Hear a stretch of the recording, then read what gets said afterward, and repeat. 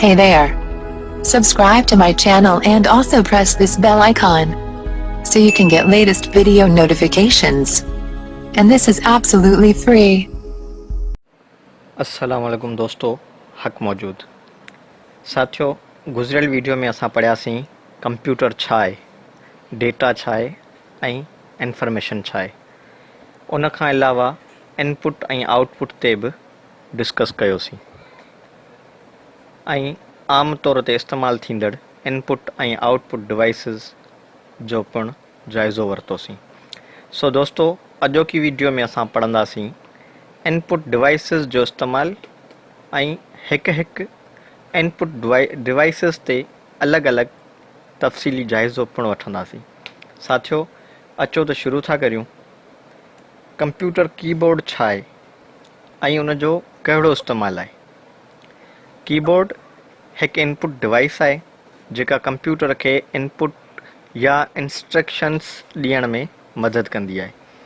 Keyboard बुनियादी तौर ते टाइप राइटर जी डिज़ाइन ते ठाहियो वियो आहे, पर टाइप राइटर में कुल 88 बटण आहिनि, जॾहिं त हिकु आम कीबोर्ड में कुल 104 कीज़ हूंदियूं आहिनि, जिन खे 5 हिस्सनि में विरायो वियो आहे।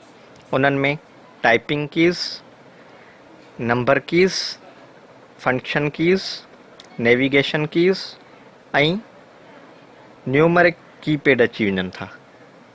दोस्तों, ॿिए नंबर ते अचे थो माउस। माउस छा आहे ऐं उन जो कहिड़ो इस्तेमालु आहे।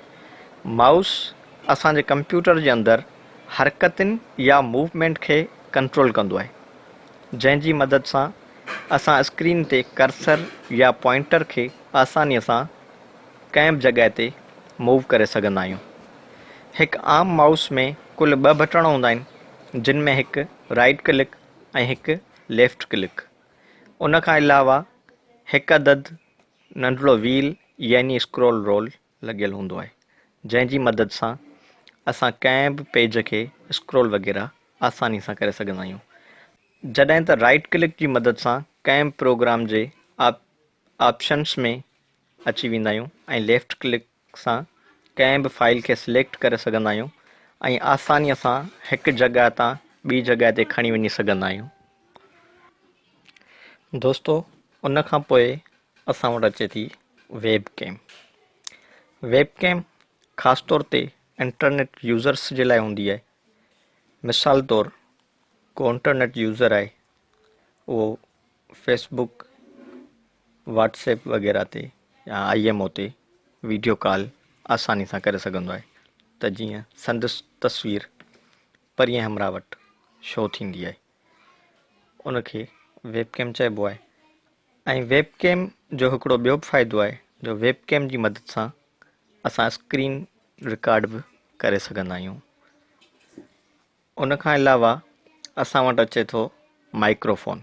त दोस्तों, माइक्रोफोन मदद कंदो आहे वीडियो कॉल या कंहिं बि कॉल दौरान, जेका इंटरनेट ते या कंप्यूटर ते असां कॉल कंदा आहियूं, उन दौरान असांजो आवाज़ु साम्हूं वारे ताईं आसानी सां पहुचाईंदो आहे। ऐं माइक्रोफोन जो हिकिड़ो ॿियो फ़ाइदो इहो बि आहे, जंहिंसां असां वॉइस रिकॉर्डिंग बि करे सघूं था। जीअं हींअर मुंहिंजो आवाज़ु तव्हां ॿुधी रहिया आहियो, इहो बि माइक्रोफोन ते ई रिकॉर्ड कयो पियो वञे।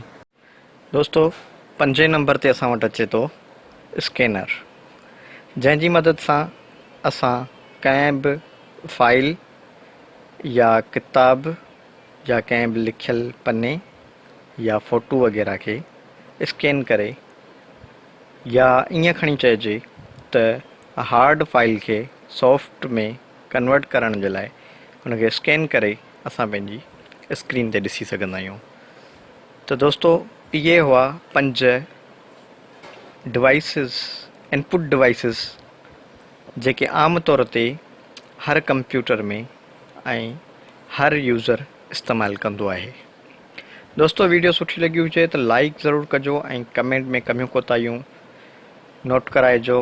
उन खां अलावा चैनल सब्सक्राइब न कयो हुजे त ज़रूरु सब्सक्राइब कजो। वीडियो पूरो ॾिसण जे लाइ महिरबानियूं। सिंध सलामत, साथ सलामत।